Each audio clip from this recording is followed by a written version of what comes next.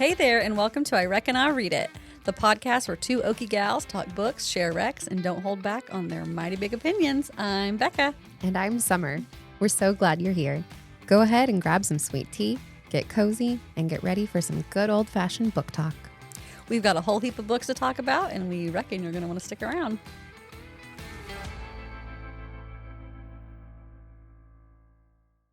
Bow, bow, bow. Boo, boo, boo, boo. When you were doing the finger guns, I was going to try to make bullet sounds, but then I didn't know how to make a bullet sound. Let's do it again. Ready? Okay. 3, 2, 1.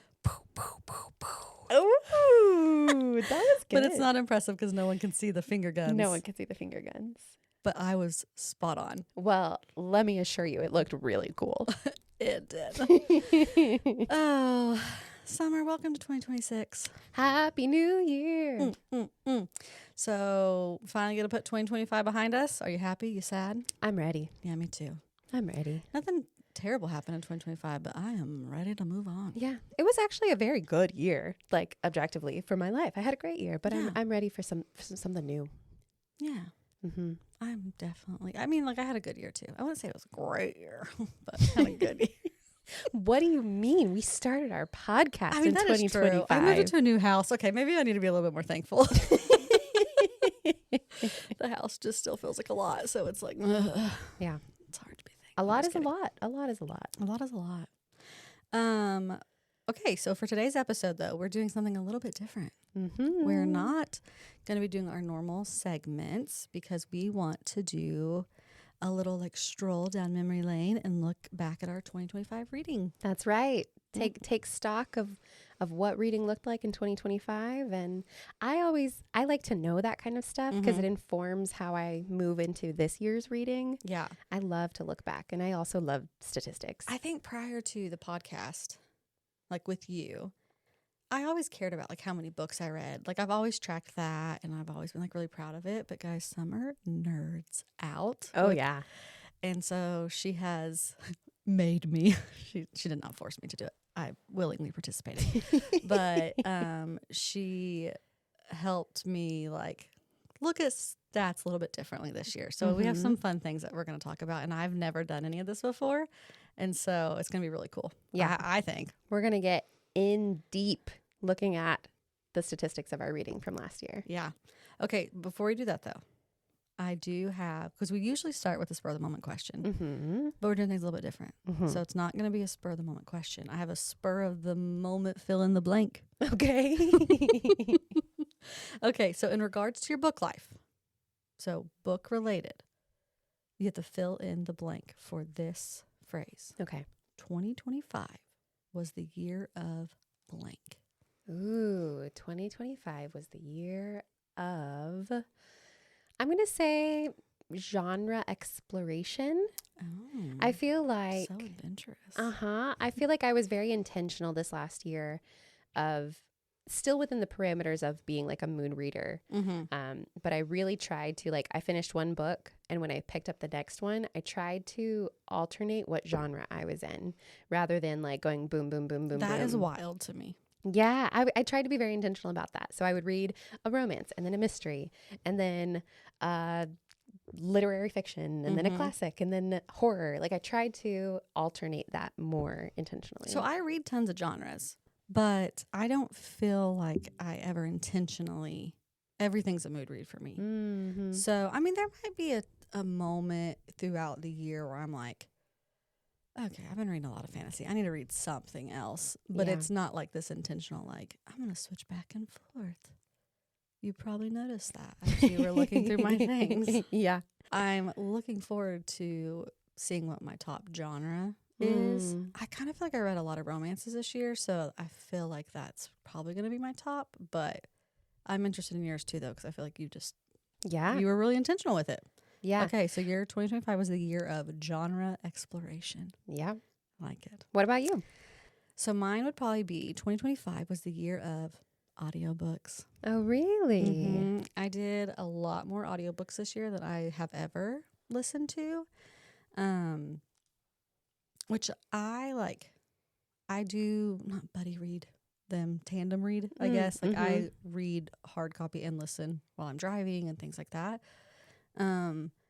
But it did help me get through books a lot quicker, which I was happy about because like with 3 kids, my reading has went down over the years because it's just like harder to actually get books in. And so now that I've like really leaned into the audiobooks, I feel like I've been able to thrive again. Good. I love that for you. Yeah. I'm also audiobook enthusiast, so. Well, I listened to audiobooks before you, but I think I feel like just talking about it more was making me listen to them more. Not that you're my only friend who listens to audiobooks, but it was just like being referenced a lot. Like, oh yeah, like the narrator, this one was really good or whatever. And I was like, why do I not just go to that? Like, yeah. So anyways. I'm glad to be your audiobook enabler. Thank you. I mean, my preferred is still a hardback or like the print copy. Yeah, the print copy. And that is still my preferred, like, especially when I'm in bed or like at night in a cozy chair. Like, I'd much rather have like a book. But it did help me get some numbers in. I would agree with that. I still think my like experience with a book, like the rating I give it will be higher when I read it in print than when I do an audiobook. And I'm not sure exactly why that is. Maybe it is just the actual physical turning of a page and all of that. But for like access to reading audiobooks, I just can't beat. Yeah. Especially like the season in life. Like if I hadn't listened to audiobooks, like I'm interested to see those numbers because it's like, now granted, I would have probably read more print had I not been listening to audio more. But it is also funny that I think like my numbers probably would have went down by half. Yeah. Because I mean, I can listen while I'm cleaning. I can listen while I'm commuting. I can listen. So yeah. That is one of my top tips for anyone that wants to read more is to find different formats. So I try to intentionally always have a print book, always have a digital like ebook, e-reader book, and then have an audiobook. Sometimes I have more than one of each of those at once. More often than not, the audiobooks are the ones that I get through quicker because of commuting and all the things. But when I have pockets of time, when I have a book in each of those formats, I'm able to fit reading in. So for someone that wants to read more books, that's what I recommend. Something I recommend, especially if there are any of you guys out there. I love that we went off on audiobooks right now. But if any of you are out there like, oh, I hate audiobooks. I don't know how people do it. Because I hear that a lot. Yeah. And my tip is to actually speed it up a little bit. Because I think people turn on an audiobook and it's at one speed and you feel like that's where you should read it at. And they're like, well, it changes the voice a little bit. I'm like, you'll get used to the voice no matter what speed it is. Like, I listen to them so faster than I probably should. But it doesn't matter. The voice starts sounding normal to me at some point. Yeah. But even just like a 1.2, 1.5, it's not much faster. But I think the reason audiobooks is like, how do you do like I get distracted or I do whatever? And I was like, well, I think it's because it's too slow. Yeah. Because your brain reads faster than 1 point speed. And so when it's not going fast enough that your brain is being stimulated to listen, you're going to get distracted really easy. And also, like, just hit back a couple times if you get distracted. Like, if I'm driving and listening and then something's happening on the road or my kids start saying something, I never listen to an audiobook when my kids are in the car. I have it in my ear, okay, not out loud. They're usually listening to their audiobooks. And anyways, we'll just go back. Back 10 seconds, back 10 seconds. Back 10 seconds, because it's like you are going to miss things every once in a while. Yeah. And I think that those things like turn people off from it. Yeah. If that makes sense. Oh, that resonates with me 100%. The very first time I tried to listen to an audiobook, I didn't like it. And it's because I was listening at 1.0 speed. Once I like went back and tried again later, I had to speed it up a bit and my brain could pay attention to it once it was a little bit because faster. I think it's stimulated more. Yeah, makes sense. There's also some audiobook narrators that I don't like their voice. And if I speed it up faster, their voice sounds different. So it doesn't bother me as much. Yeah. I do have a couple friends that prefer 1.0 speed, but I think in general, that would be my tip for most people is like bump it up a little bit. Yeah. I mean, and over time, if it works at 1 point speed for you, but if you're the kind of person who's like, I get distracted or like, I don't know how you pay attention to it. Yeah. I think that's the reason. And over time, my like average speed rating has gone up too of like, I started at like 1.5 and then I would go 1.7 at this point in time, I'm at like a 2.3. Oh yeah. I don't know if this like drugs and I'm like getting used to, and I got to keep upping, you know? Books are like drugs. that funny thing is like, hey, like you're buying a lot of books. Well, at least I could be doing drugs. And I'm like, yeah, it's kind of is a drug though. 1-to-1 I correlation. kind of am doing a drug. Okay, well, let's digress because We're on our off. audiobooks. Yeah, when we get to the audiobook part of this next section, we'll cut that part down for you guys. Okay, so this is typically, like I said, when we would do our reading roundup, but we're going to look at these stats instead. So we have a couple different areas that we're going to kind of like go through, and we're just giving you guys numbers. So like how many, like our totals, like how many books did we read, that kind of stuff. So let's start with that. How many books did you read this year, Summer? Okay. In total, I read 121 books this year. Woo, woo, woo. That was a terrible sound effect. It's a lot of books. That is a lot of books. I am so proud of you. 121? Mm-hmm. That's so good. What about you? Okay, so, well, tell me your pages really quick, too. Oh, like how many pages I read this year? Let me look. I know, I'm pulling mine up real quick, too. Total pages read, 38,114. Nice. That's so good. Okay, I read 94 books. I was really hoping to hit 100, but I was pretty proud of that 94. Yeah, that's so many books, Beccah. And as we were finishing these lists, I'm pretty sure I remembered a book that for some reason I didn't put. Well, I know probably why I didn't put it in my Goodreads, but I was like, I'm pretty sure I finished that book. So 95. I'm saying I don't actually remember. Oh, yeah. Yeah. I told her, I said, I might have a chapter left in it. So I don't know. So 94 and a half. But 94. And how many pages? 33,619. Dang. But I will say it every year, okay? I read hundreds of student essays. Yeah. I think that those should count as, after I've read like 300 pages of student essays, that should count as a book. Yeah. That might be a terrible one, but it should count as a book. And then I also read middle school books to my kid all the time, and those things are longer than you think. I think they count. I'm gonna start counting them on my Goodreads. I You think guys we are gonna should start count seeing them. like Paddington pop up and all the. Well, I would mark the Chronicles of Narnia anyways, but like Well, but those books. okay. One thing that you marked, because I looked and I lived in these spreadsheets that we did for days. You marked the like Kingfisher bonus POV chapters as a book read on Goodreads. That's true. So I would count Paddington just as much as I would count. Paddington was longer than the. Right. That is true. I did count like Wildsmith, Into the Dark Forest, I think it's called, which is a middle grade, because it is like an actual like little novel. Yeah. But the Paddington books are like 120 pages. Oh no, I say count them 100%. I mean, I don't know why I'm just fixating on Paddington. I read more than Paddington to my kid this year.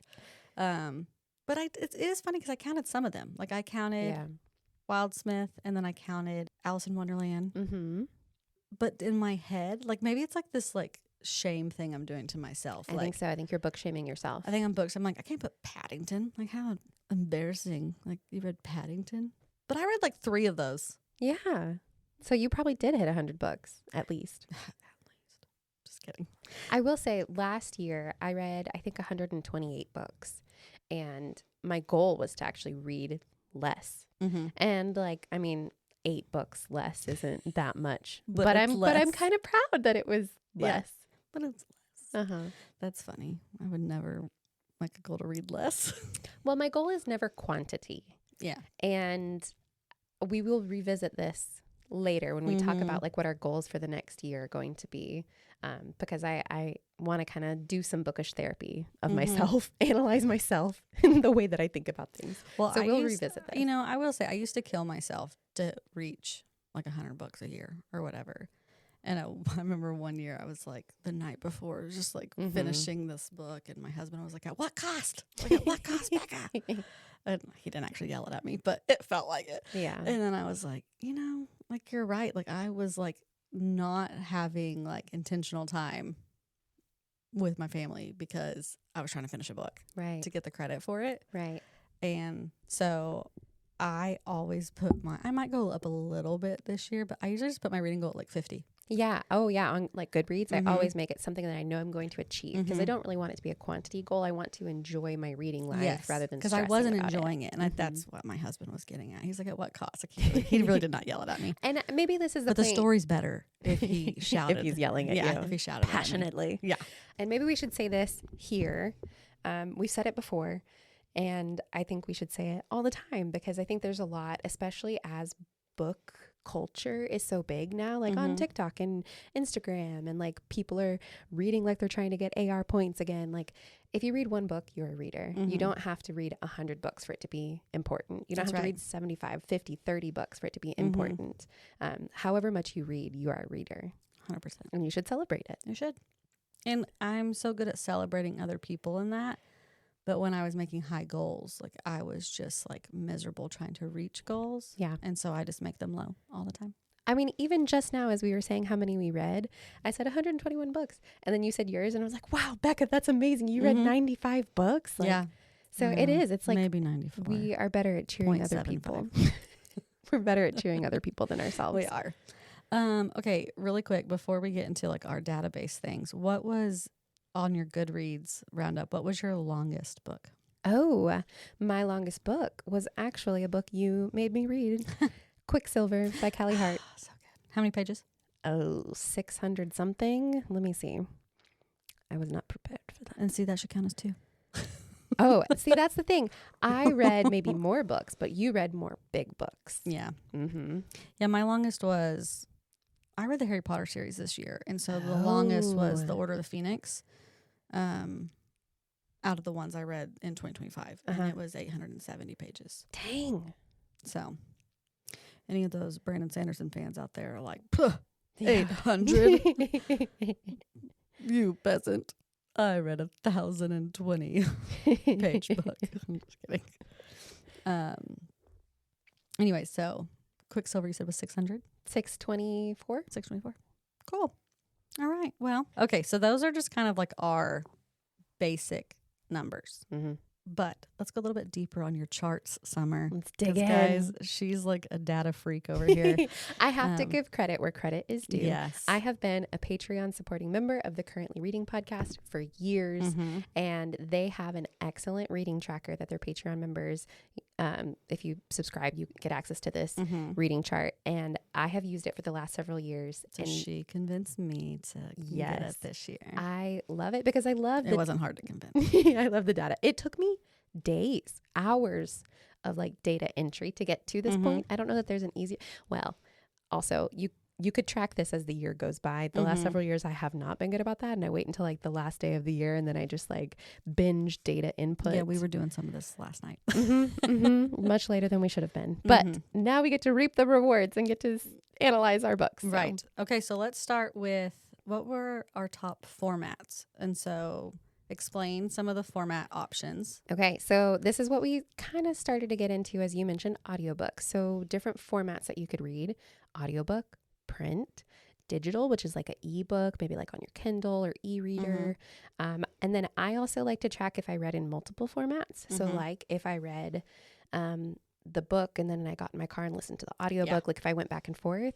And then I also like to think about tandem reads. So this is something that I did more. I think I said tandem read earlier, but that is not what that's called. What I was talking about is just multiple formats. So explain what tandem reads is. I like to think of a tandem read as you're listening to the audiobook and tracking along a page at the same time, which I don't do often, but I did more of this year. Oh, really? Usually if it was like a book I knew I was really into, or like an audiobook narrator that I really liked, I already owned the print copy and I wanted to do both.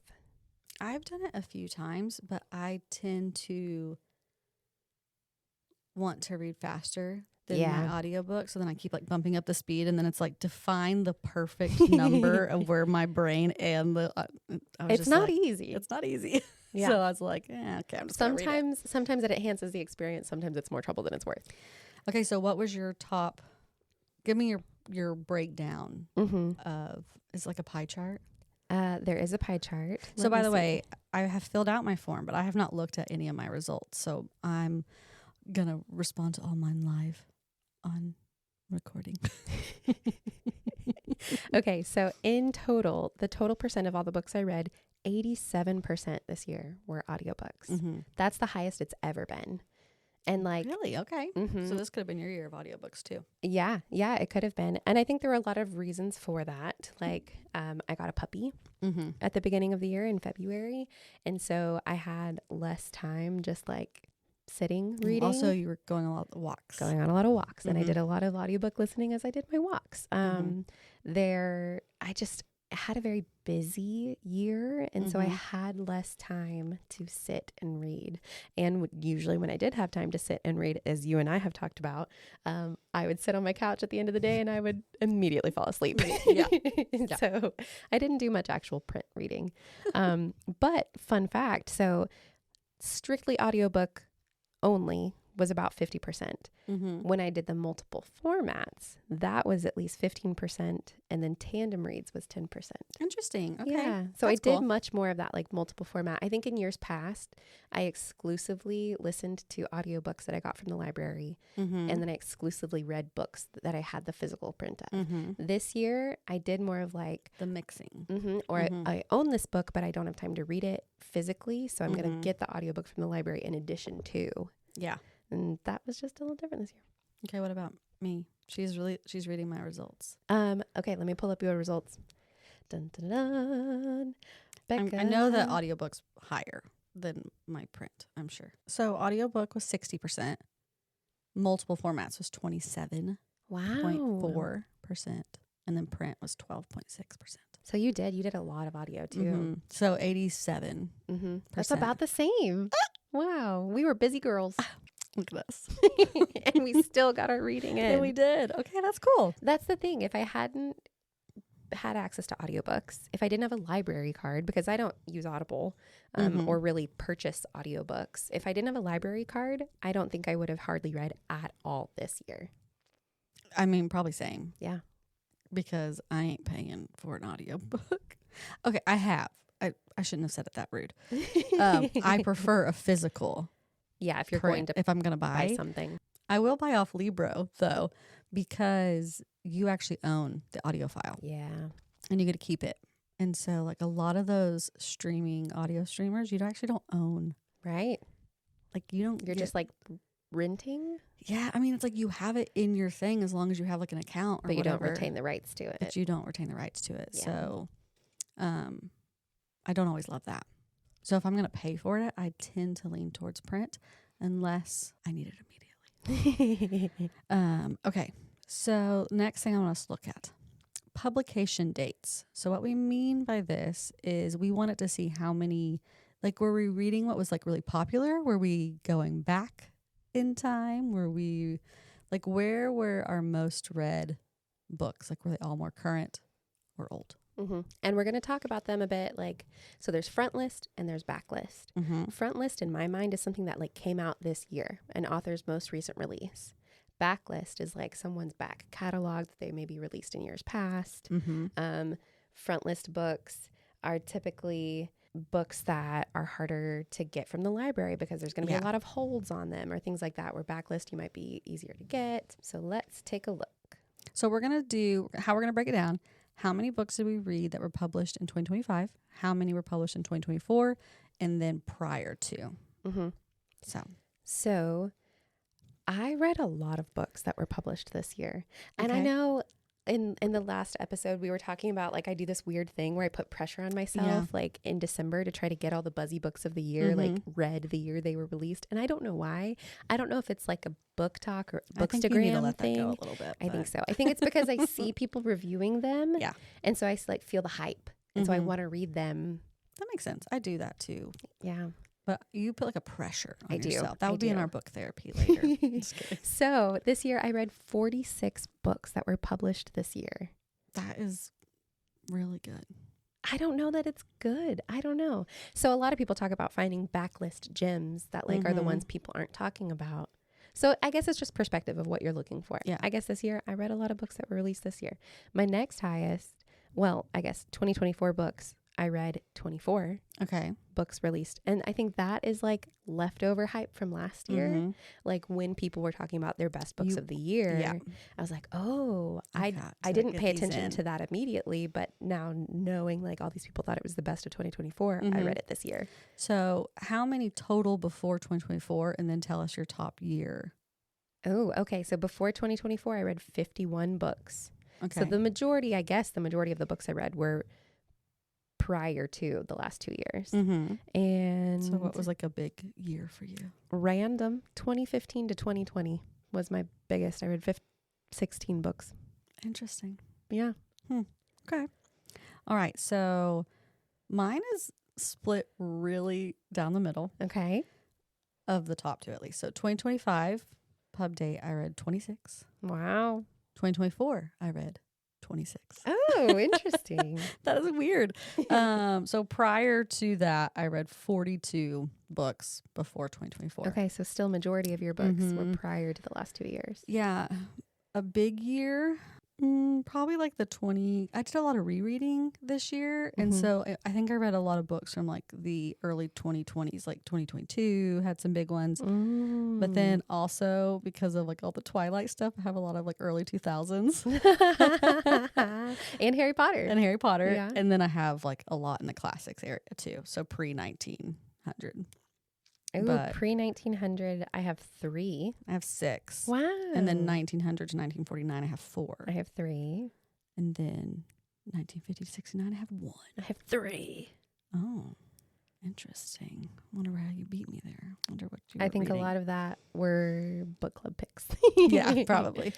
Anyways, that's pretty cool. Okay, so let's go to what was your fiction versus nonfiction? Aha. Okay. So this is one that I was very curious about because last year, my big goal of the year was to read nonfiction books because I didn't hardly read any of those. And sorry, I'm not shocked by my numbers at all. Do you want to read yours? No, go ahead. Okay. And so last year, that was my goal. This year, it wasn't necessarily my goal, but I had such a good time reading more nonfiction last year that I think I naturally gravitated to picking more of them up.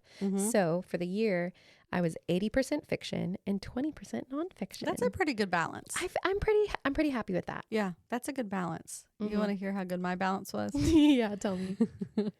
I'm going to round up. Okay. 94% and 6% nonfic. Okay, but when you think about 95 books, 6% of that's pretty good. Look at her trying to hype me up. It also depends on but what I'll be honest, I don't really care for nonfiction a lot. So I'm pretty proud of 6% being nonfiction. That's the thing of like, what's your goal? Because I mean, do you read to escape? Do you read to learn? Do you read to... I definitely read to escape. Yeah. So I mean, it's not like, I feel like that's another thing. There's a lot of like shame and finger wagging of like, finger wagging of like, you should read nonfiction and you should learn and you should blah, blah, blah, blah. But that's not necessarily what your goal was. No, never my goal. I think it's funny how we're different and things like that too. Because even like the pub year, I don't think I ever even look at when a book was published. Maybe my classics, but like modern books, contemporary literature, I'm just kind of like, whatever year it came out. Don't really care. Yeah. Unless I'm like tearing down the door to get the next book. I don't know if it is like because I am a consumer of book podcasts and Bookstagram and things. Like I'm more tuned to that. You do a lot more of that than I do. Okay, so let's look at the author demographics that we leaned into this year. Okay, so looking at our author demographics, we're thinking things like POC authors or POC protagonists, maybe. Sure. So we'll also look at like the gender of our authors, which I think we both leaned pretty heavy one way. Any other thing you think that we should discuss? So this is when you can get very specific of like looking at side characters, main characters, protagonists, authors. I think I typically focus more on authors. And I try to pick up authors where it's like an own voices read, like they are writing to their culture, to their experience, to their. So in general, for me, because we were talking earlier about like we've read a lot of books that have like representation in certain ways, but that doesn't always mean that the novel itself is like super inclusive. Yeah, like it's not a point. Which, like, there's pros and cons to that. Like we were talking about, like it is nice to also just see characters like living a normal life and it not being like that's what the whole book's about, is that they might have like a disability or something like that. But so that's what this breakdown's pretty cool, because you can see like what type of characters you're seeing represented in these different areas. So anyways, why don't you? I like to track this because this is an area that I know I want to grow more in, is being intentional about the books that I pick. Yep. I think this year, so for me this year, number wise or percentage wise, it looks like about 85% of the books I read had white authors or protagonists, and about 15% were authors or protagonists of color, which I would like to see that more balanced. Yeah. So mine, for some reason, isn't pulling the actual percentage on it. So for author, I read 9 of my 94 books. So roughly 10-ish%. Yeah. Yeah. Okay. 10.4%. Okay. Look at me. I can do math sometimes, which I feel like is pretty low. I want to get that up. Yeah. That is something I want to be more intentional about. Because that means 90% of my authors are white. Which we should say, we're both 2 white women. So like we might naturally gravitate towards protagonists and people that reflect our experiences. I love to learn and like use books as a way of learning about other people's perspectives and experiences. So that is a reason that I want to be more intentional about picking books from more diverse authors. And I love that, like, the Classics book club we're a part of, the owner of Second Story who runs it, they are really intentional with their picks, that they pick a lot of classics that are lots of different. Yeah. It's not just like the author established canon of classics. Yeah. Things that like I probably never would have picked up on, maybe at some point, but like was not what I was exposed to in any of my studies, which is really interesting. Yeah. So they do a great job like picking the books for that. So, which is probably, I've noticed an increase in some of that because of the book clubs I'm a part of too. Sure. Yeah. So, gender of author. This was just like hands down landslide that I read mostly books written by women. What was your number breakdown? 90% female authors, 10% male authors. Oh, okay. 90% female, 10% male. How many males total did you read? I read 9. 19. Okay, look at you. Because you read those thrillers and things like that too. Yes. Because I don't read any of that. That's true. Like, what genres do men typically tend to write? And you also read nonfiction. And I don't really read a lot of male-heavy genres. Fantasy, yes. But current fantasy, a lot of it's being dominated by women. Yeah. So, whoop, whoop, rise up, women. Okay. All right. So let's do, how many rereads did you have this year? This is like a big womp, womp, womp for me. I read 2 books this year that I had previously read. 2 rereads. That's it. And they were both classics. The Scarlet Pimpernel and Frankenstein. Those were the only books I read this year. Great rereads, though. Oh, yeah. They were both great experiences. So I typically reread a lot. Why? Every time I say reread, I feel weird when I say it. Reread. I Every reckon time I'll I read it. Every time I reread it. I only had 8 this year, which is actually pretty low for me. But I think it's because I delved deep into some like long series this year that I had never read before. And so a lot of my series that I reread every year, I actually didn't get to them. So like I had like a lot of new books and series I was reading. So anyways, I mean, I still read 8. That's a pretty good reread amount, but I typically read more than that. So I'm a little upset. Yeah. I don't think I really thought about that until getting to know you as well, because I know you are such a rereader and how much you enjoy the experience of rereading a book, that I realized like, I don't really do that. Maybe I should do that more. We're so good for each other. We balance each other. Okay, so let's look at bought versus library versus you pulled from your own TBR. So it should be no surprise that the majority of books I read came from the library. I'm at 58%.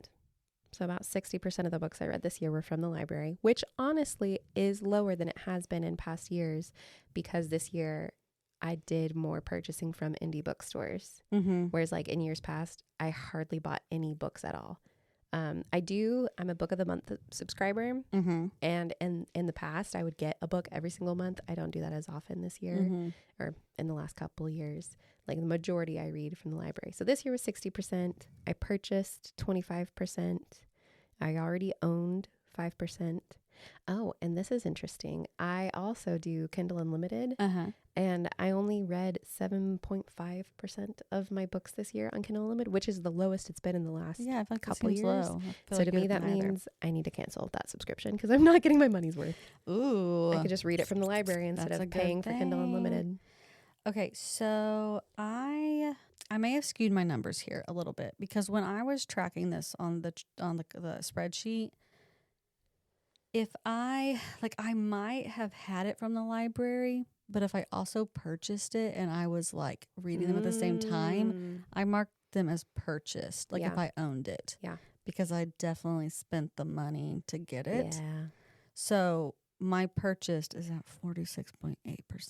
Yeah. So is that books you bought this year or books you already owned? Books I bought this year. Okay. Yeah. Yeah.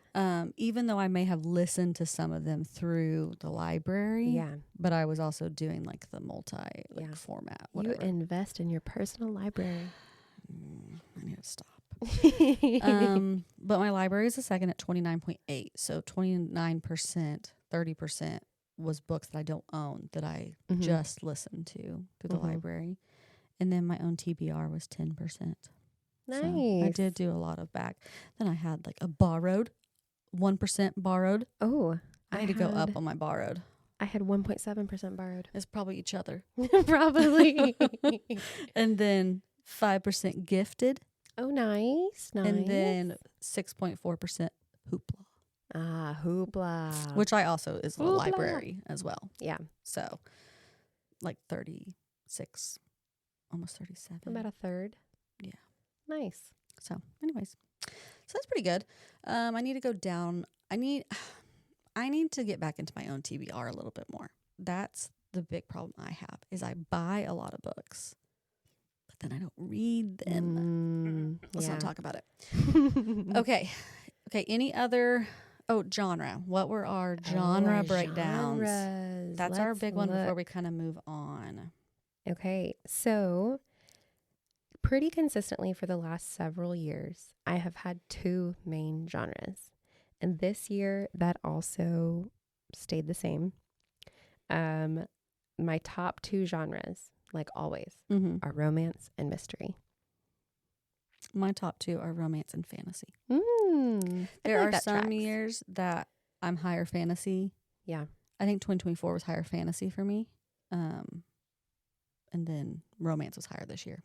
But I read a lot of series. Like I read the Dream Harbor series, the Rebel Blue Ranch series, the Allie Hazelwood's, the Love Light Farm series. Like I read a lot, and those were all romance. So I think that's why that was heavy this year. So what was like your next couple big ones?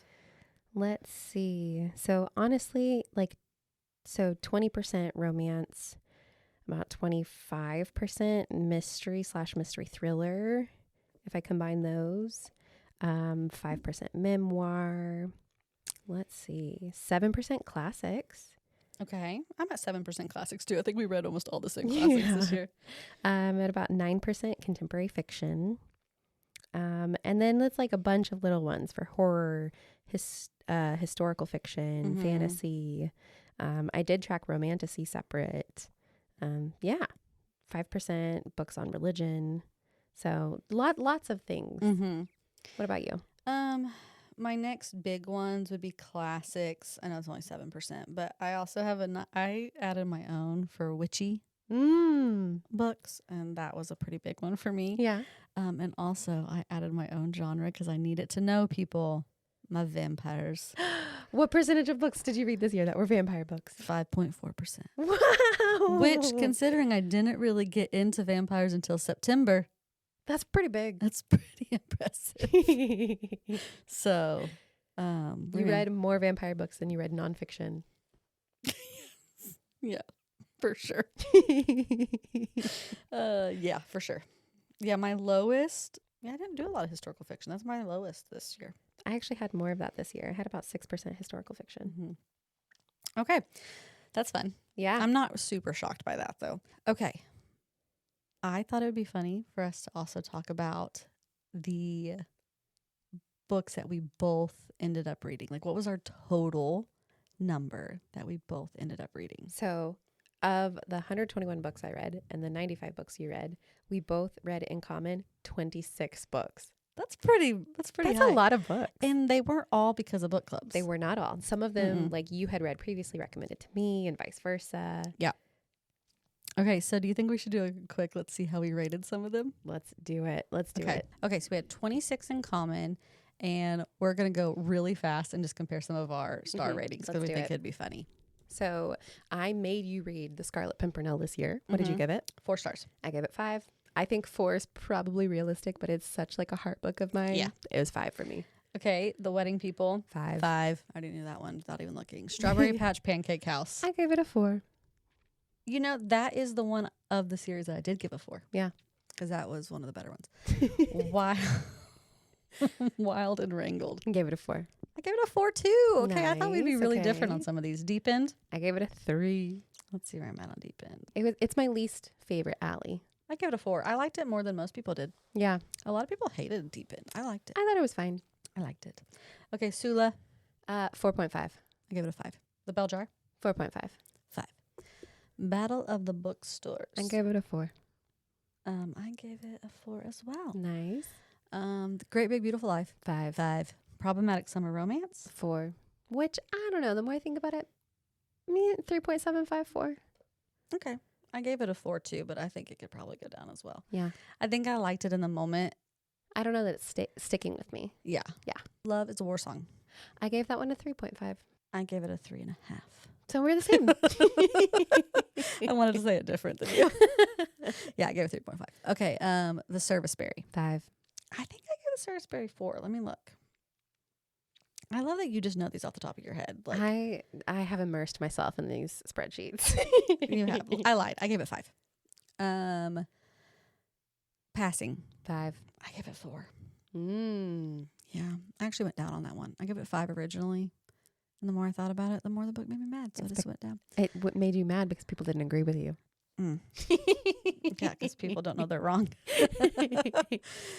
Witch's Guide to Magical Innkeeping. I gave it a 4. I gave it a 3. Yeah. Probably could have went less. You didn't like that one very Yeah, much. probably Which I could've. did like her other one better.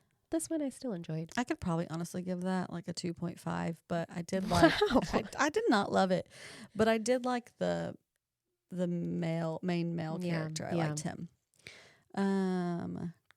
Shady Characters. I gave it a 3. I think I gave it a 4. It was fine. Yeah. It was interesting. It's a little bit more. I'm actually using it as a textbook this year Oh, wow. Mhm. Okay. in my modern grammar class, which is the nerdiest thing I've said on this podcast. And I've said a lot of nerdy things. Okay, my Vampire Plus One. 4.5. I gave it a 4.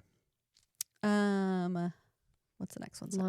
Longitude. I think I gave it a 4. I gave it like a 3.5. I gave it a 3.5. I just found it. 3.5. If It Makes You Happy. 5. 5. Frankenstein. 4. 5. Lolly Willows. 4. 5. You are more generous with your classics. I love them. Road Trip with the Vampire. 3. Yeah, I think you didn't like this one. I did liked not. it. I'd probably give it a 4. Let me look. 4. Yeah.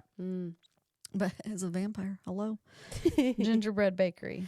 I gave that one a 4. I gave that one a 4 too. That was the second best of the series. Yeah. Oliver Twist. Okay, I will say this one is funny Uh-huh. because I just like finished it and immediately gave it a 3. And then as we talked about it, Beccah, it was like one of the funniest moments of like being seen. She sent me a message where she's like, well, actually, you probably need to give it a 4 because I think you rated it like a 3 because of this reason. But if you really think about it, you would really give it a 4. And you were 100% correct. You knew me more than I knew me. Okay, for listen, rating I'm that. going to give a spoiler to Oliver Twist. And you know what? It probably needs to be spoiled. Well, none of it's happy. I'm going to tell you that. It's not a happy It's book. not a happy book. But a dog dies. And the fact that dog dies, I'm surprised she was generous with a 3. And I was like, listen, I think you do think it is a 4-star book. No. But I think that dog is really scary. The dog got a call out of my Goodreads review. Yeah. Well, I read her Goodreads review and I was like, okay, they're all accurate. But I think that's making you bring it down. Yeah. When if you really think about it, I think you would That was honestly one of my give top, it a little bit more credit. book moments of the year, but being so seen by you. What did you give that one? I gave it a 5. How? How? I said, wow. Oh, I thought you said how. I was like, well, I hit the 5-star button. I liked Oliver Twist a lot. Okay, it was very well written, and I get it. I like Dickens a lot, though. I think I was like mood influenced, and that made me read it lower. I mean, I will say Oliver Twist took me a long time to read because it is a chonker. Yeah, it's a chonker, and it's Summer's word. just depressing. It's very depressing. It's a chonker. But it's so good. It is good. It's so good. It is good, And I do love, I'm a Dickens fan. Yeah. And I had a lot more connection to the story of Oliver You do, yeah. than I think you did. Like, Yeah. I've always been a fan of the musical. Like, it's been a part of my life for a really long time, but I had never read the full novel, like the adapted, the unabridged. And so I really enjoyed it. Mm-hmm. Okay, Quicksilver. 5. 5. I was going to say, if you don't say 5, you're out. I guess we haven't really talked about that one yet. You're out. Academic Affair. 4. I think I gave it a 5. Let me Really? see. I don't know. Maybe not. Let me see. 4.5. So different. I think I took it down a half because I think the ending. Yeah, it was kind of Just a weird place to end. It was a weird place to end. But yeah. I did love it. It was good. Merry Little Bookshop. I gave it a 3. I think I gave it a 4. I think I liked it a little bit more than you did. But it's probably a 3.5 if I'm being honest. But honestly, I don't know that we differed more than like a star rating on average. I'm pretty proud of us. We're I pretty thought some similar. of those.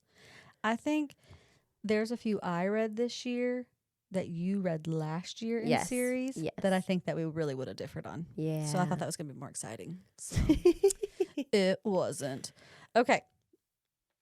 We're done with the numbers, guys. Whew. Gonna move on.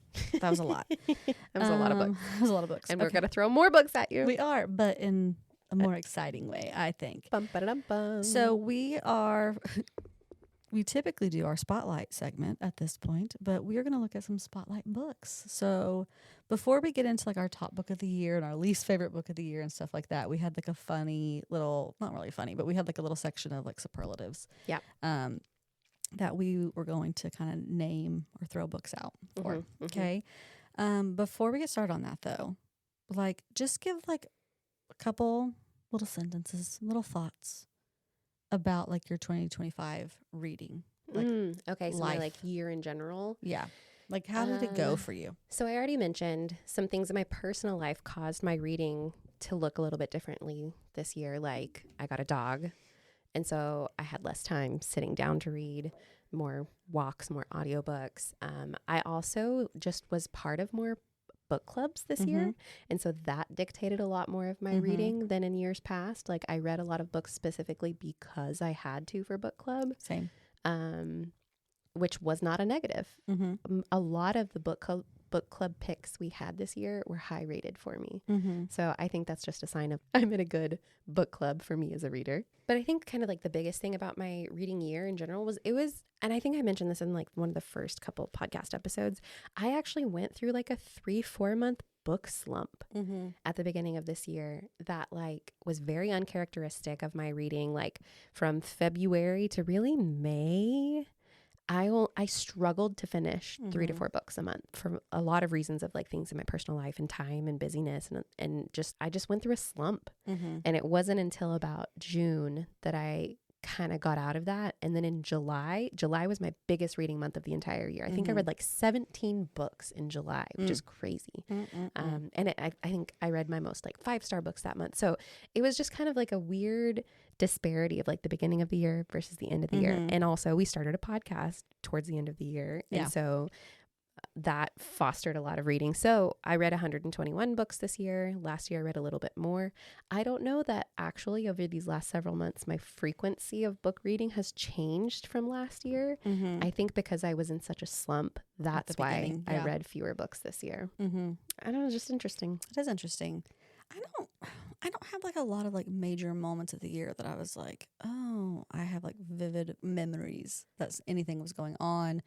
Just stage in life, obviously, there are moments that have like the reasons I've turned to more audiobooks this year and things like that. But also, I think that like I escape read a lot. So sometimes I will go into like binge reading when I should be doing other things. Oh. So there are months, like I think like October was huge for me. Spooky season. Like I read so many books and I should have been doing better things in my life. Better is relative. Yeah. So, but overall, like I think being more connected with the book clubs and then obviously starting the podcast and stuff, like it kept me like accountable though to make sure that I was like mixing things up a little bit and stuff. Yeah. I had a pretty normal reading year, I think. Okay. Okay, so let's move past that though, and let's go into some quick little superlatives. All right, so what is the best series you read this year? Okay, this is the same as my answer for last year. Mm-hmm. It is the Chief Inspector Armand Gamache series from Louise Penny. Always. Love me my Armand Gamache, the Chief Inspector of the Sûreté de Quebec. I read probably 5 of those books this year. I'm up to number 17, I think.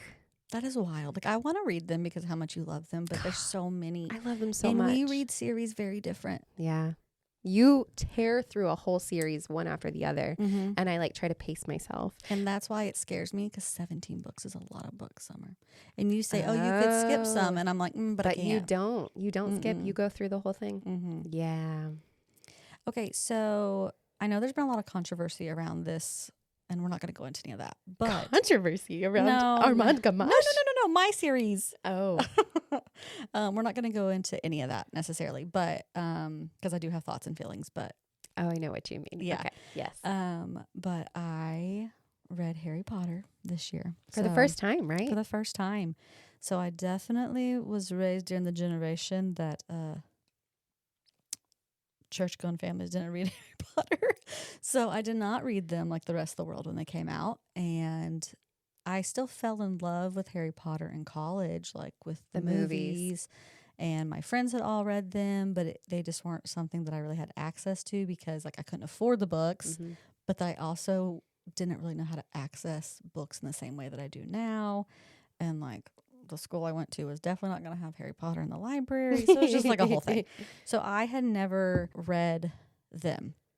And so this year I jumped in, and I think the series is wonderful. Like there are lots of thoughts and feelings about some of the things surrounding all of it, but the series is really good. And I had a good time reading it. That would probably be my top series of the year. Which honestly is a high honor because you read so many series. I did. A lot of my series were romance series though this year, which again, I love them, but it's really hard to compare something like Harry Potter to like Dream Harbor, Strawberry Bakery, Cinnamon Bookstore. Yeah, like to me, there's just not much comparison there. Yeah. So I think the series, it's kind of hard because Harry Potter just is so much bigger than those, I guess, if that makes sense. So that's probably my best series. Okay. What was your biggest disappointment? Like the book that you thought should have been better? Okay. So we've already mentioned it, but in the like My Vampire series by Jenna Levine, My Vampire Plus One was one of my favorite books of the year. And I was so excited for Road Trip with a Vampire, book 3. And it was just so meh that it was such a disappointment to me. I think I don't agree. You don't agree? No, I liked it. It was so meh. Then that disappointed me. I didn't have like strong hate for it, but because like number 2 was such a high for me that in comparison it was just like ugh. Well, I also think because they're 2 like random side characters that you're not invested in. Yeah. So like because when you get to book 2, it's like his friend, and you're like, I love it, and then you get to book 3, and you're like, who is this? Who is this person? Yeah. But I still liked it. Okay. What about you? What was your biggest disappointment?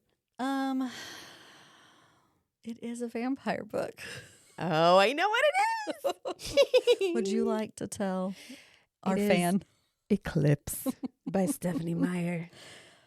Guys, I was very disappointed in Eclipse. I think we've teased this before. We have, and I'm not going to go into the rant now and tell you guys all the reasons because it will come. We will have that moment on an episode. Okay. But I do not on Goodreads. So like the ratings I gave on here are much more real life, but on Goodreads I tend to round up because I want to be generous to the numbers, okay? Very rarely do I go below a 3 on Goodreads. And this one? I did it at 2. I'm honestly surprised you gave it a 2 and not a 1. I only gave it a 2 because Edward's still in it. Edward, yeah. He deserved a 2. The other 2 people in this triangle. Yeah. You zero. do not like a love triangle. I do not like a love triangle, and I do not really like those 2 people. So we will talk about that more later. But yeah, my biggest disappointment was probably Eclipse. I was so excited.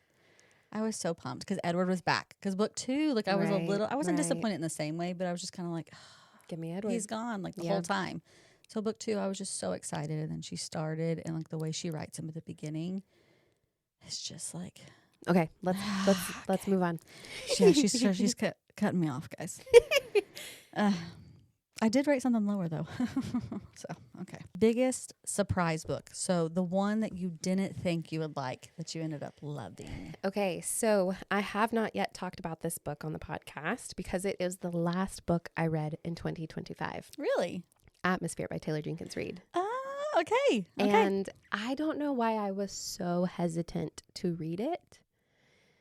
I don't know, because I've loved Taylor Jenkins Reid in the past, and then I've been like meh about some of her others. So I don't know. For some reason, she's kind of a give and take for me a little bit. I was very hesitant to read it, and it was only because a different friend like gushed about this book and said she was sobbing by the end. She's like, you have to read it. So of course I read it. That makes me not want to read it, but I want to read it because Julia Whalen did a little like paragraph. She read one out loud and it was amazing. And I think because we went to the Julia Whalen talk, I was also open to it more than I had been. I don't know why I was so anti-atmosphere. I read it. I loved it. And so it surprised me how much Do you think I'll like it? I don't know, because I know you don't like space, and it's a book about astronauts. And Beccah, there is a space disaster that is like integral to the plot. And this was not what I expected. I expected you to say some type of trope like, oh, Beccah, I know you hate love triangles. I know you hate whatever, time travel. Did not expect space. It's a book about astronauts. But space is, it's a lot for me. So as I was reading this book, I was like, oh no, I don't know if Beccah can handle this.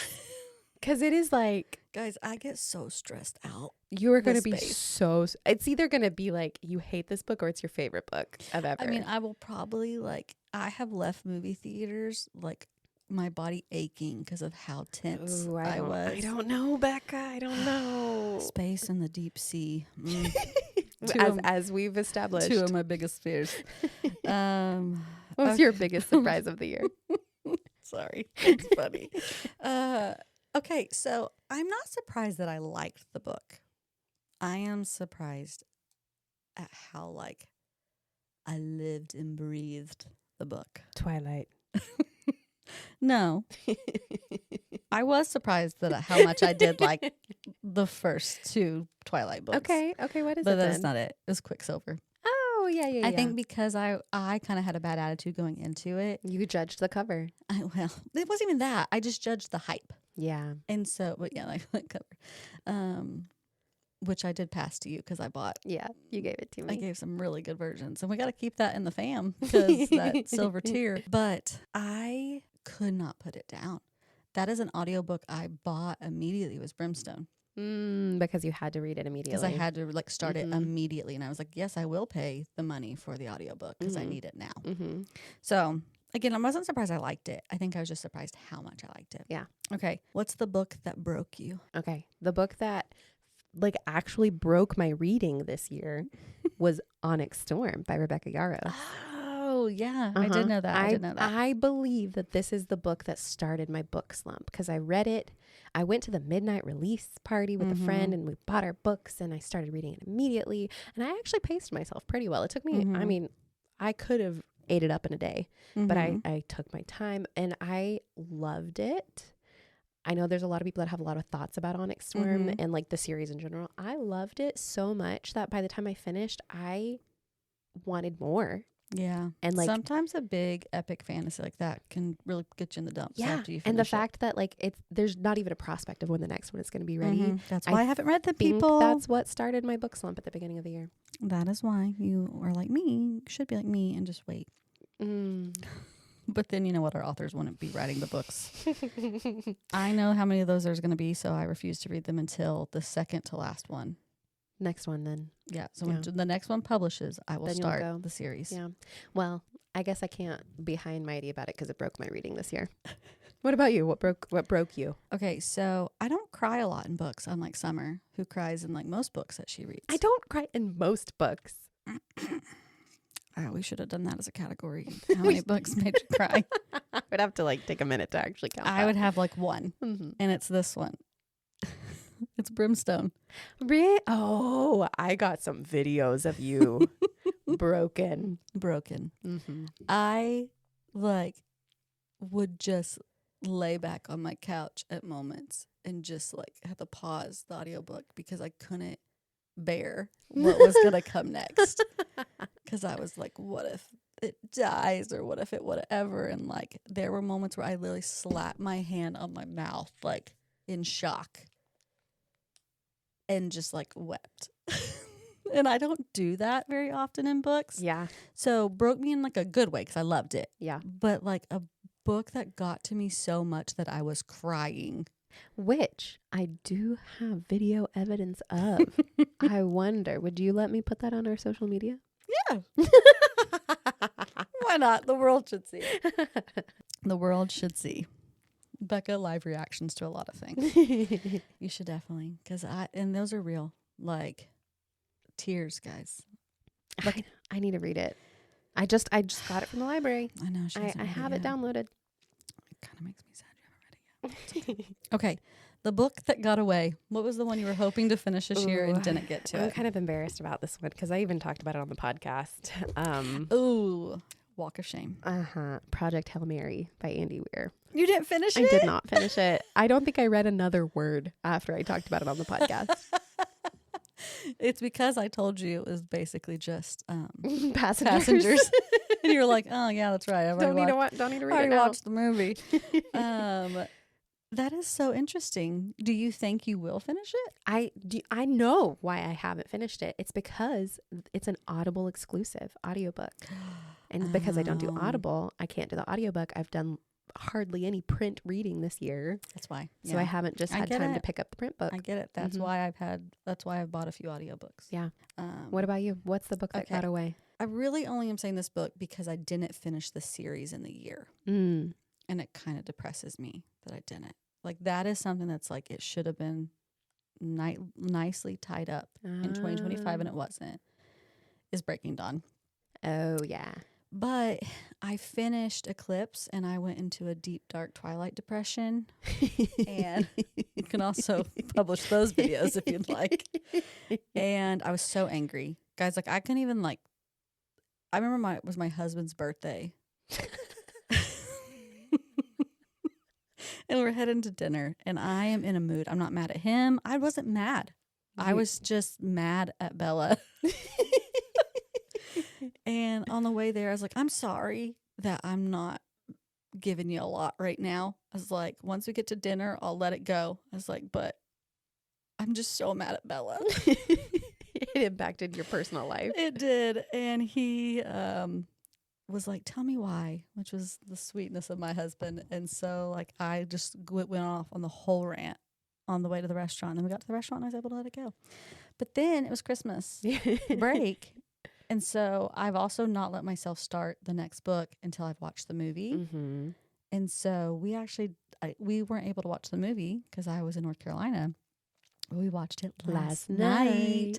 So I'm going to start that one probably this week. I have to get through a different series for a buddy read with some friends. Mm-hmm. So, which we'll mention here maybe here in a little bit. Sneak preview. So after I get through maybe the first one, I might do Breaking Dawn. Breaking Finish Dawn, it up. and then go back to the Yeah. other two. So, anyways, that's the one that got away. But more just because, like, just sad that it wasn't all wrapped up in a pretty Christmas bow. Yeah.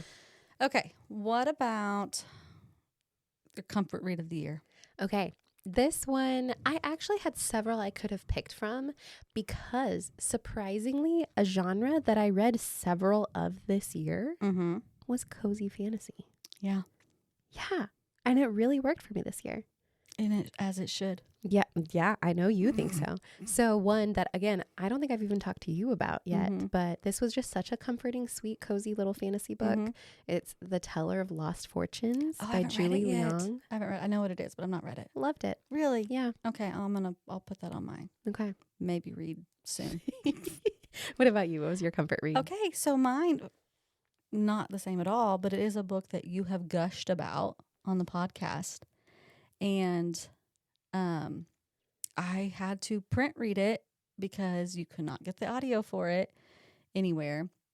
But it was the Christmas book. And I really wish, other than it has to be read at Christmas because it's a Christmas book, that I would have read it earlier in the year because I think it would have stuck with me. And I think I probably would have reread it at Christmas. Like I probably would have read it twice in the same year. I think I know what you're talking about. Probably A Holiday by Gaslight. By Mimi Matthews. By Mimi Matthews. Summer has talked about this book, and I wanted, at the end of the year, I try to get like a couple short novellas in, just like, what can I get in that are quick reads that are easy to read during the holidays, like when you're with family and stuff, because I can't do a 20-hour audiobook the week of Christmas, right? And so I was like, oh, I'm going to do that little novella that Summer's talked about a lot. So good, Summer. It's so good. Kudos to the wreck. It was so good. I'm so glad you loved that. Yeah. And I it really is. It's did. like a comforting. It is. And it is like a Regency feel to it, but it's like there's not spice. Like it's all like just romance and like tension. But it was a novella. So I think the audiobook was like, well, I couldn't get the audiobook, but the audiobook was like 4 hours. But I read it on my phone, which I still consider print. We had this conversation last night. I disagree. But yeah, it's okay. But you read it. But I read it, and so I really liked it though. That's probably I think that book's gonna stay with me for a little bit. Like it has stuck with me. Yeah, I kind of want to reread it again already. You make me want to reread it again. So good. I'm glad that you loved that. Okay. So let's get to one of our hot ticket items. What is it? What was your least favorite book of the year? Dun, dun. I've been waiting for this one for months, guys. Months. We've been hinting at it. So my least favorite book of the year was actually The Hunting Wives by May Cobb. Oh, that's interesting. I don't think I realized you hated it so much. I hated it. Really? And like, it's funny because I ended up watching like the Netflix adaptation, and I think the adaptation was better than the book itself. Really? Yeah. I actually put in my Goodreads review, I think the only person that hated the main character of the book more than I did was the author. Really? Yes. I hated it. It made me so mad. And I probably should have DNF'd it, but I didn't. And it was just my least favorite book I read this year. Are you glad you read it because there was a series though? That's the only reason I read it. And then I ended up actually liking the adaptation more. So I guess I'm not mad that I read it. But the book just I was mad at how it was written. Yeah. That's really I was never going to read that one. So no, it's good to know. I don't think you should. All right. So my least favorite book of the year. Summer. What is it?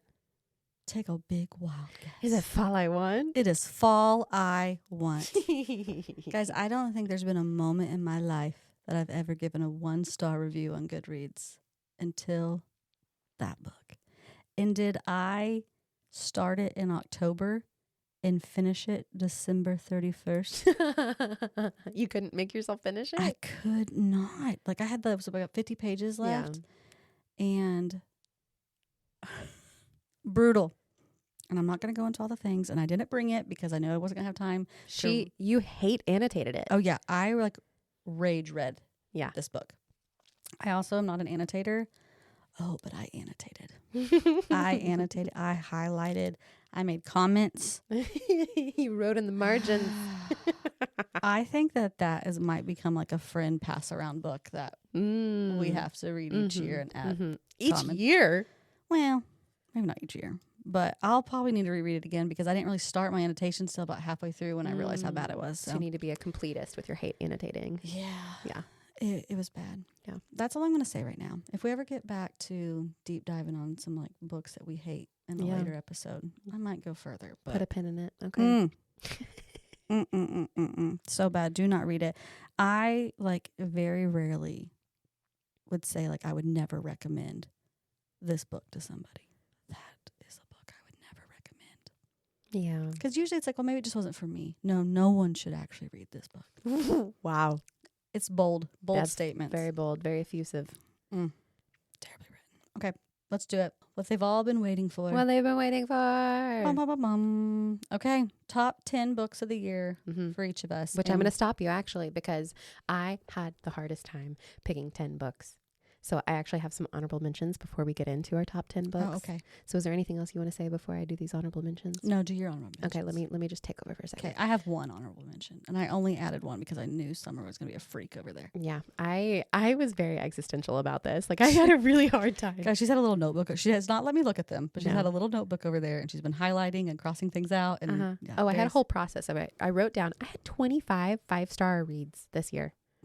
I guess that's a problem when you read so much is like you have a lot of good books. And so my process was I wrote out my 5 stars and then I put like a little star by the ones that was like, oh, this is like a long list. And then I underlined another like shorter list of that. And then I highlighted. And then, so like I went through multiple versions of trying to cull and I really could not.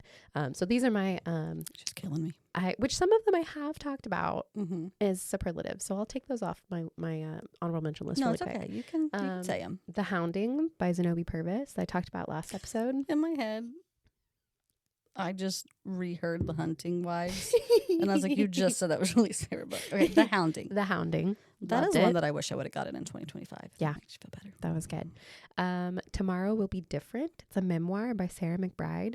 She is the first openly transgender congressperson in the United States. Excellent memoir. Okay. My Vampire Plus One we've already talked about. And then Sula by Toni Morrison. Okay.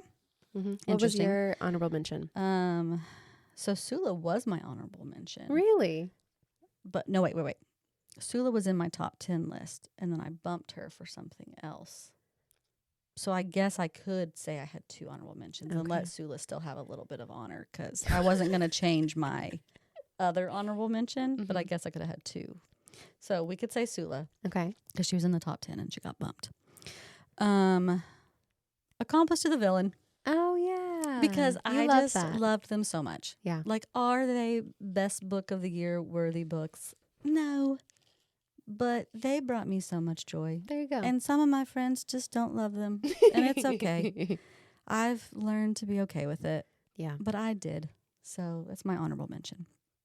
Okay. So top 10 books. Top 10 books. We're going to start at 10 and go to 1. Yes. Okay. Okay. Again, I'm cheating. And I have 2. Oh I have a tie for 10. Summer. This is the only way I could do this, Beccah. She's so indecisive. It's not that I'm indecisive. There's just too many good things. Says people who are indecisive. Okay. I'm just kidding. Whatever. I'm kidding. Okay, I don't even think people who are indecisive say that. So my top 10 is a tie, or my number 10 slot is a tie between 2 that we've already also talked about today. Atmosphere. Okay. Quicksilver. But it made it in your top 10. It made it in my top 10 because of you. Because of you. Because of me. Thank you. And Brimstone, she better love it. Because it wrecked me. What was your number 10? Check and Mate by Allie Hazelwood. Oh, so good. That was in my top 10 last year. I would say, like, I love a good Allie Hazelwood novel, but they're probably never going to be, like, in my top 10 books, just because, like, I love them, and they're so, well, The Love Hypothesis. Oh, yes. Always and forever. Yes. But Check and Mate was different. It was so good. It was so good. It's, like, her only YA novel that she's written. Very young protagonist, and it's like the chess one. You guys should read it. Even if you're like, I don't really like Allie Hazelwood's novels, I think you should give this one a try because it's so different than all of her other books. Yeah. If you loved The Queen's Gambit, this is like that. That's a good, but a little different. But a little different, but that's a good like comparison. Okay, so that was my number 10. Okay. Number 9. Number 9, this one was like a sleeper hit for me. Okay. Like it also was a surprise for me. I don't know why it surprised me that I enjoyed this one so much. Run for the Hills by Kevin Wilson. This is the one about... That is one that got away from me this year. The multiple siblings and they go on the cross-country trip to find their dad. The one that reminded me of my dad. And it was just so funny and quirky. Well, very quirky. No, that was Margot's Got Money Problems. Oh, yeah, that was but Margot. I also had siblings I didn't know existed. Yeah. So another one. Margot's another one that got away from me this year. Okay, sorry. You just don't read the books I tell you to. No, but I really... Okay, so Margot, I actually did get it from the library at one point, and I couldn't get to it. Yeah. And then it like expired. Yeah. And then the whole suspend thing happened and all the things. So that one did kind of get away from me. Okay, Run for the Hills was my number 9. What's yours? Lolly Willows. I'm glad that one made your top. Yeah, I love like that one. Lolly Willows. It's a book that when I was reading it, there was moments of like, I don't really know fully how I feel about it, but the longer I have sit with Lolly Willows, the more I've sat with it, I think about it often. Yeah, I do too. So, and I think that I'm going to love The Hounding because it was giving me Lolly vibes. So, that's what it's called, right? The Hounding, the one you read? Okay. Yeah. All right, number 8. Number 8. Ooh, I love this one so much. Violet Thistlewaite is Not a Villain Anymore by That's Emily another one I have not Krimpholtz. read yet. It was so good. And I think a lot of these books in my top 10 list, the reading experience was also like really important to why it became one of my favorites. Because like, I don't know, this is not a book that I would look at and be like, oh yeah, that's a top 10 of the year book for me. But for some reason, I just loved it. It was just like the perfect book at the perfect moment for it to like really shoot up my list. Yeah. So my number 8 was a reread for me. Okay. And I don't typically rate rereads in my top 10. Because like I think I told you, like I reread The Cerulean Sea this year, and it's one of my favorite books of like all time. But I didn't put it in my top 10. But you did put this one. I did because I have not read this one for so long. And my experience reading it this year and then having a book club about it was just all for some reason. Like it felt brand new to me. I cannot wait. What is it? Frankenstein. Oh, man. You only gave it a 4. So, well, I also enjoyed it more this time than I did when I read it in high school. But I think it was like the reading it and then the talking about it at book club. Yeah. And I did not watch the movie that came out yet, but like the movie was coming out, and I really got into my whole like little like vampire. I know it's not vampires, but like it was that season, and I was getting into all the things, and it was like, oh, like I can't wait to read Frankenstein again. And like I was trying to get Dracula in, and I didn't because I've never read Dracula, and it was just kind of like this perfect mixture of like what I needed at the time, and I really enjoyed it. And I forgot how good it is. Like it's so good. I love that. Okay, number 7. Number 7 is actually another Classics Book Club pick of mine. It was Passing by Nella Larson. Did not make my list. I'm just kidding. I loved it, but not loved the same that. way. And I think too, because it was like such a short read, and I audibly, when the audiobook narrator said the end, I gasped. I was like, oh, that's it? That's where it ends? That's kind of what I did with an academic. Yeah. Fair. And then our book club that we had, where like it was so good. everyone had different interpretations of it. It was such a unique experience. I haven't really had a book club experience like that. And I just loved it so much. And I also think it surprised me how much I liked it. I think surprise is a big thing. Surprise and reading experience on like what makes my top books. Yeah. So I think that makes sense. Passing. Well, you're going to love mine. Your number 7, what is it? Braiding Sweetgrass. That was a book that I almost could say wrecked me, because it wrecked me in good ways as well. But it was more like intellectually wrecked me. Yeah. Where Brimstone was more like weeping on the floor. But we've talked about it before, so I'm not going to go off about it. But we could have a soapbox on Braiding Sweetgrass. So good. It is one of my top favorite books of all time. Yeah, I knew you'd like that one. I'm so glad that made your list. Okay, 6. Number 6, we also already talked about Onyx Storm by Rebecca Yarros.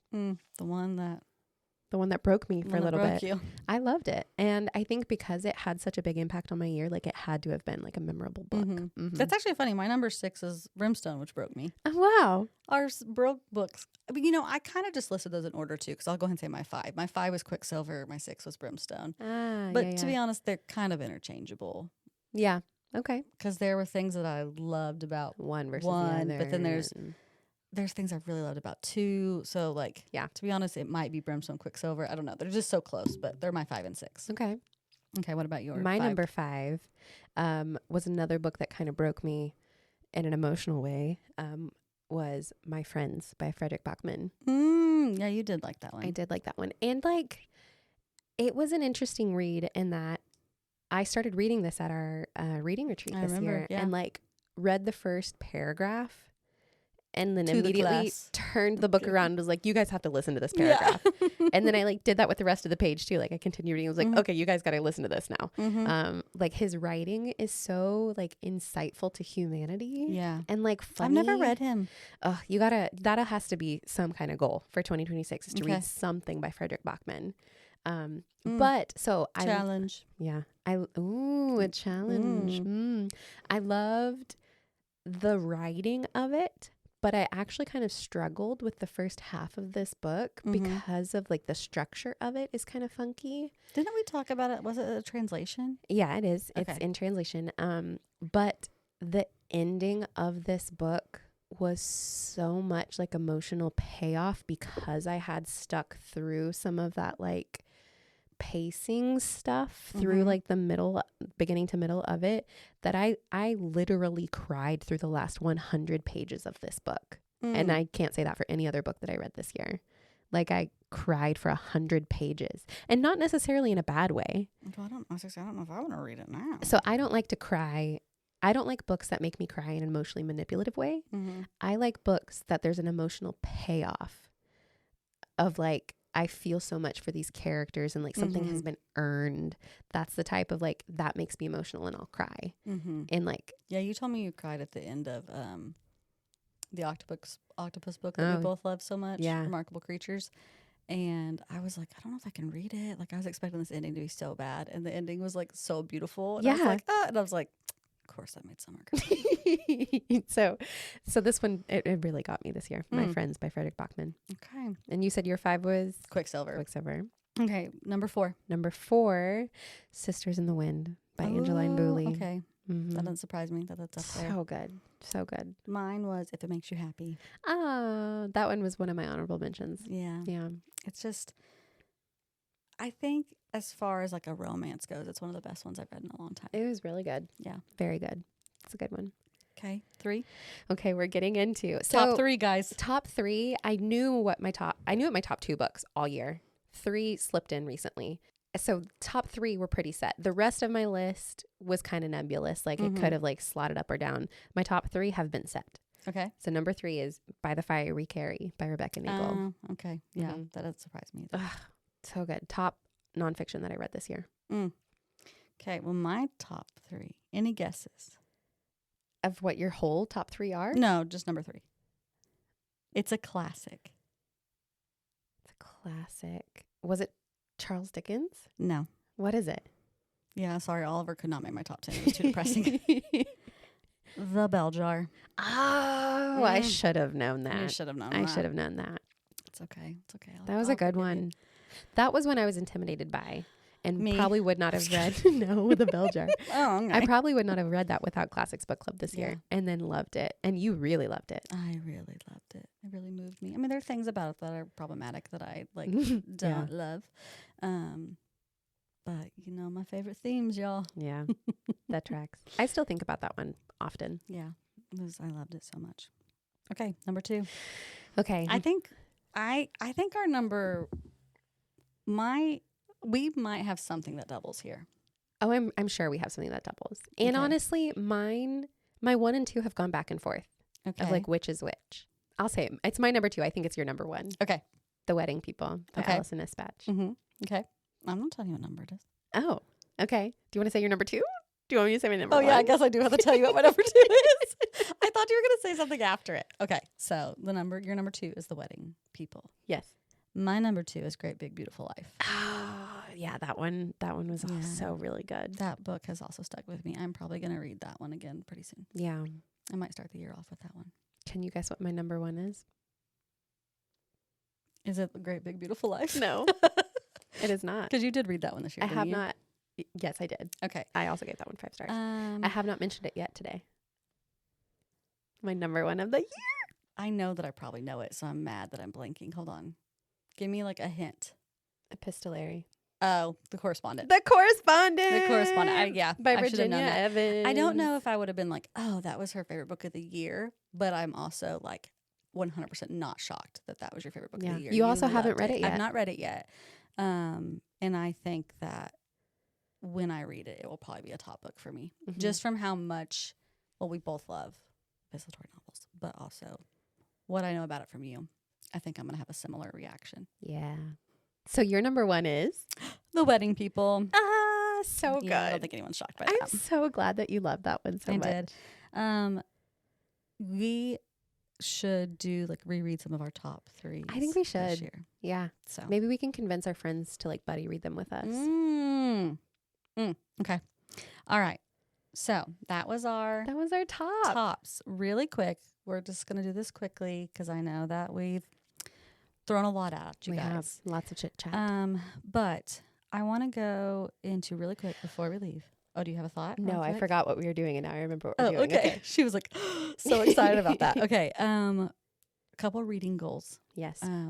Some things that we're going to be trying to work on this year. Do you want to start with your big goal and then say a couple small ones, or do you Sure. want to do your small one? So and then as a reminder, I like to set like a goal for the year. And over the past years, it's usually been genre based. Like I had a year of reading fantasy was a goal, nonfiction. This year, my big reading goal was to read more classics. And I definitely did that. you did that. Joined a classics book club. Several of the classics I read were my favorites of the year. The 2 books that I reread this year were classics. So I accomplished that and I'm really proud of it. For 2026, I've kind of like alluded to this, but I want to like slow down and like really spend time with the books that I read. So if that means I read fewer books, then that'll be great. But I want to like actually make space in my life to like annotate a book. I think because of the book club experiences I've had this year where I've gathered so much from like putting tabs on my favorite passages and like really sitting with books, like I want to slow down and take more time to make those books more of an experience as I'm reading them. I love that. So I'm going to come back to that. I have a thought about that here in a second. Okay. So we'll come back. Okay. Because I want to say something, but I don't want to say it yet. Okay. What is your goal? Okay. So my big goal of the year, I do have reading goals, but usually not like a genre-based thing like that you do. But as we were filling out this spreadsheet, we both were just kind of remarking on like we didn't have like a lot of different forms of writing. So what I mean by forms is more like the big like prose versus poetry versus essay collection, short stories. Like that's what form means. And I'm not going to go English teacher on you guys here. But my forms were not very diverse this year.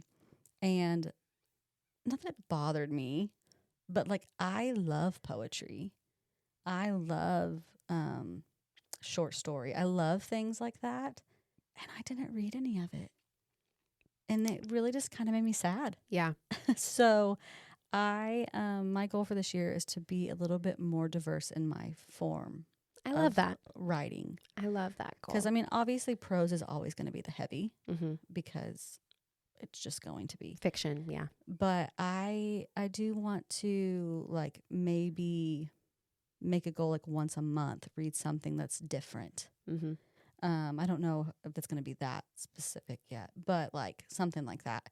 And we were kind of talking about this earlier. Like, I know it's not necessarily a form, but, like, I do want to make sure that I'm still getting nonfic into because that's not something I go to very often. And so just kind of that. Well, knowing that you enjoyed Braiding Sweetgrass so much, which is kind of like an essay collection. / kind of memoir. Yeah.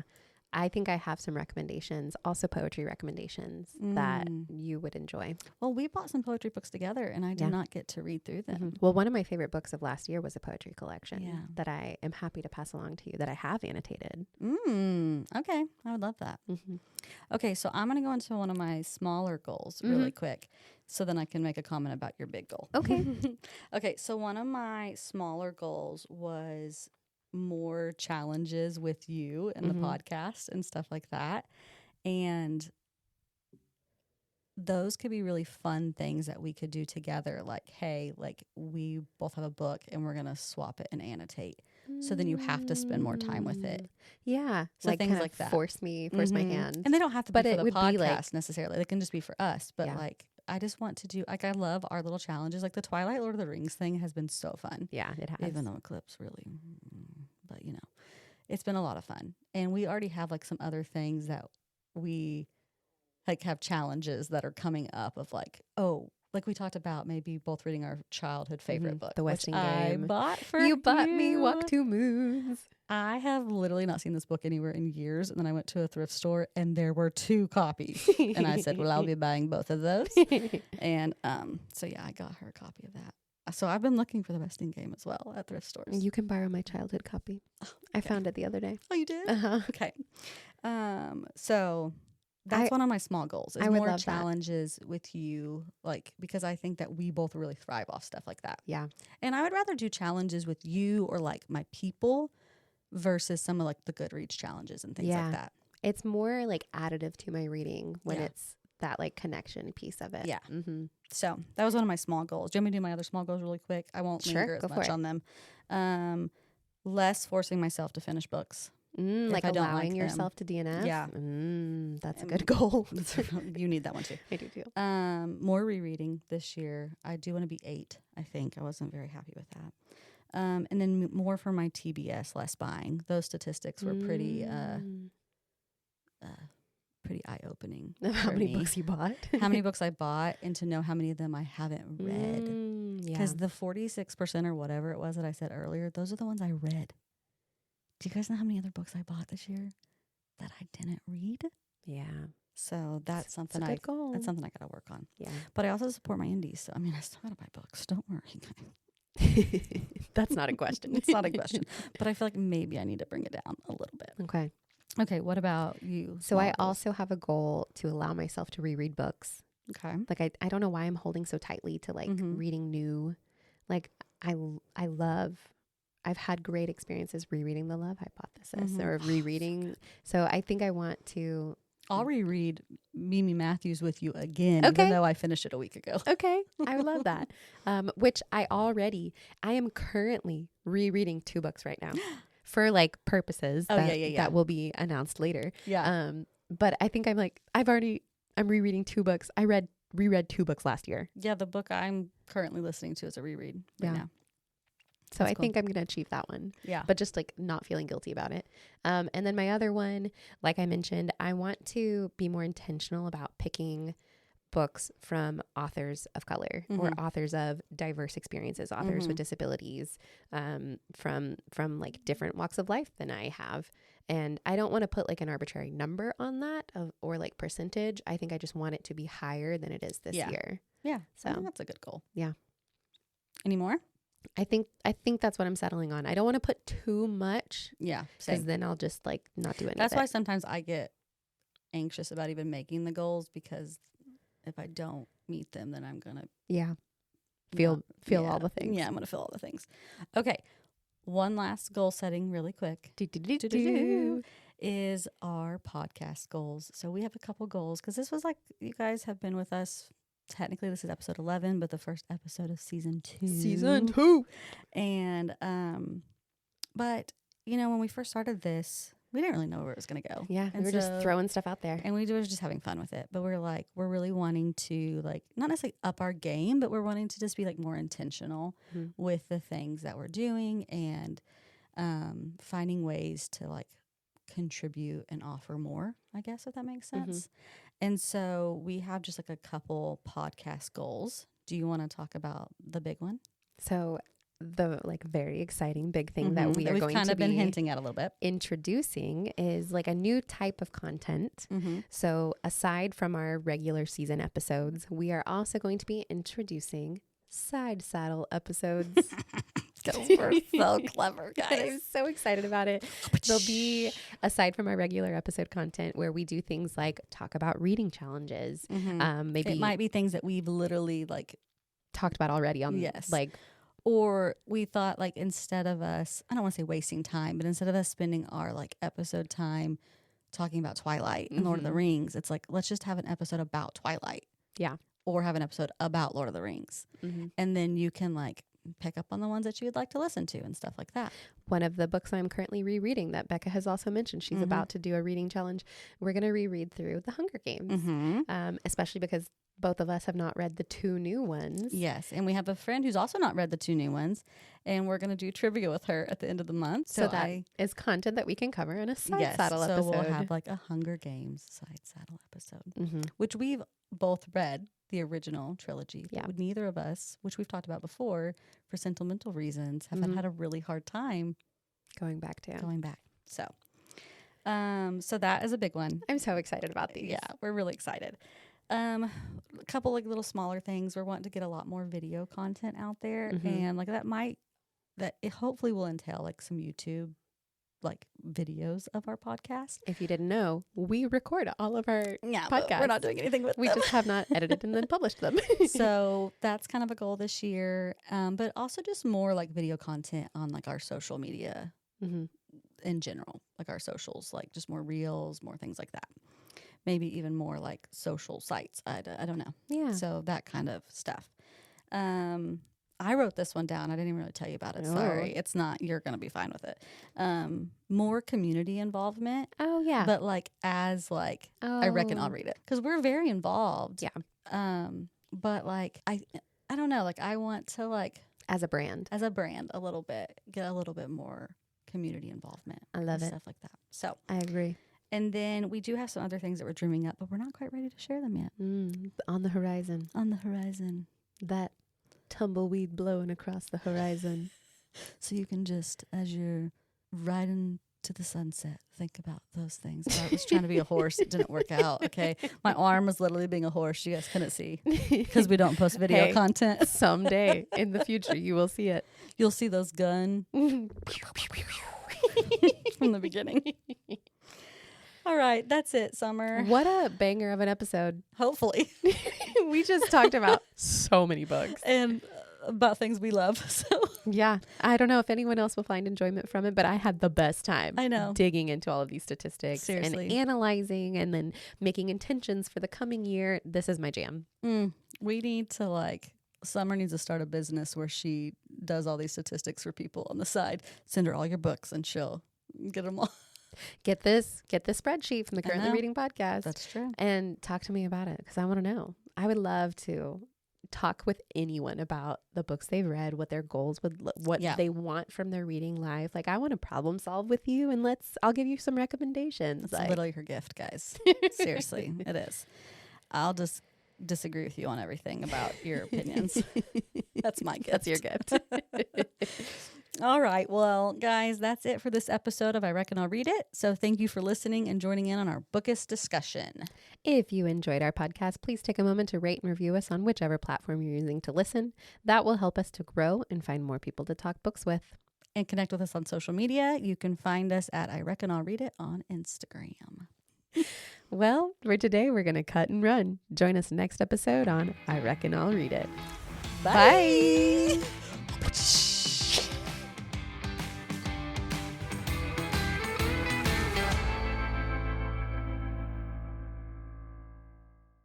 Our broke books are broke book mountain. Why did we both know that? Oh, I knew we both went there. We both went there.